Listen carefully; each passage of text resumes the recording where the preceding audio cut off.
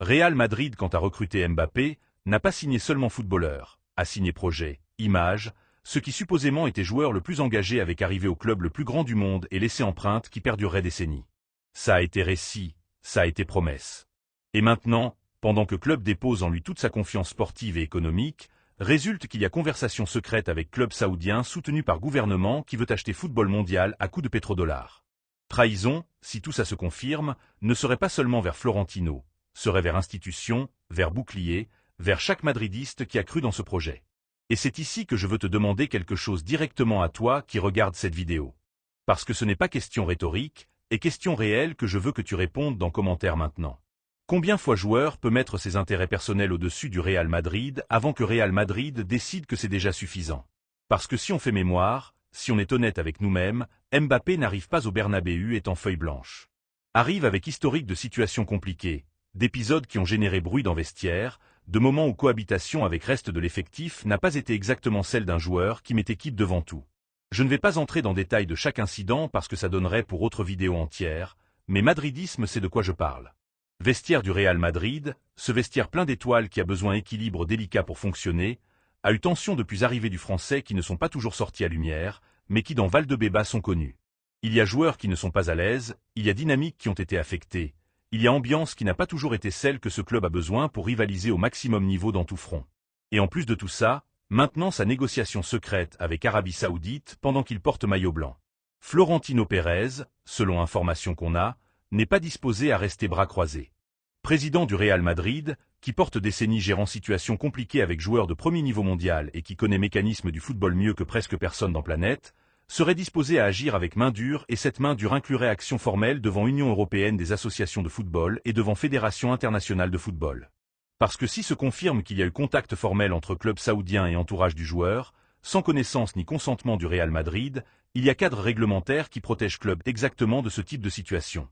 Et Real Madrid, avec ses ressources légales et avec son poids institutionnel dans football mondial, sait parfaitement comment activer ces mécanismes. Mais au-delà des actions légales et institutionnelles, il y a quelque chose que Florentino considère également important et qui transcende purement administratif.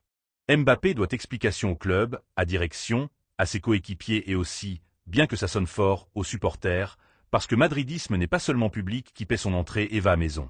Madridisme est communauté de millions de personnes dans tout monde qui ont mis leur illusion, leur temps et leur argent dans ce projet, qui ont acheté maillot avec son nom, qui l'ont défendu quand a été critiqué, qui ont cru en lui quand autres doutaient. Et cette communauté mérite savoir ce qui se passe avec joueur qui supposément est arrivé au Bernabéu pour écrire histoire. Maintenant vient partie de l'analyse que je sais va générer débat, et je me réjouis qu'il le génère parce que c'est pour ça qu'on est ici. Mon opinion comme madridiste et comme quelqu'un qui porte année suivant de près tout ce qui entoure ce club est suivante. Si se confirme qu'il y a conversation réelle entre parties, si reste démontré que mère de Mbappé a été négociant conditions contractuelles avec Al Ittihad pendant que son fils continue lié au Real Madrid. Et si en plus club saoudien met sur table quantité de transferts qui tournent autour de 300 millions d'euros, Real Madrid doit le vendre, doit le faire. Pas parce que c'est ce que cœur demande, parce que ça ne l'est pas, mais parce que club doit toujours être au-dessus de n'importe quel individu, aussi fameux qu'il soit, aussi talentueux qu'il soit, par millions qu'il écoutait. Et écoute-moi bien, parce que c'est important. 300 millions d'euros pour joueur qui a déjà démontré qu'il peut être problème dans vestiaire, qui maintenant ajoute déloyauté institutionnelle de premier niveau à son dossier. Est opération qui permet au Real Madrid récupérer investissement énorme, éliminer foyer de conflits internes et libérer ressources économiques et d'effectifs pour amener joueurs qui vraiment veulent être ici. Joueurs qui quand se mettent maillot blanc le font parce que c'est unique endroit du monde où ils veulent être, pas parce qu'il ne leur est pas encore arrivé offre suffisamment grande d'Arabie Saoudite. Real Madrid a survécu à départ de Cristiano Ronaldo, a survécu à départ de Zidane, a survécu à moments qui à leur moment semblaient fin du monde et qui avec temps ont résulté être début de quelque chose de nouveau et passionnant. Ce club ne dépend d'aucun joueur, dépend de son histoire, de son bouclier, de ses supporters et de sa capacité pour se réinventer une et autre fois. Et si Mbappé décide qu'il préfère pétrodollars saoudiens à honneur de défendre bouclier le plus grand du football, eh bien qu'il parte, mais qu'il parte en payant ce qui correspond, qu'il parte sans emporter rien qui ne lui appartient et que Real Madrid utilise ses 300 millions pour construire suivant chapitre de son histoire avec joueurs qui comprennent ce que signifie porter blanc, parce que Bernabéu continuera rugissant, continuera se remplissant, continuera étant club le plus grand du monde. Avec Mbappé ou sans lui. Et ça, madridiste, est ce qui nous rend différents de tous. Dit tout ça, il faut être clair dans quelque chose.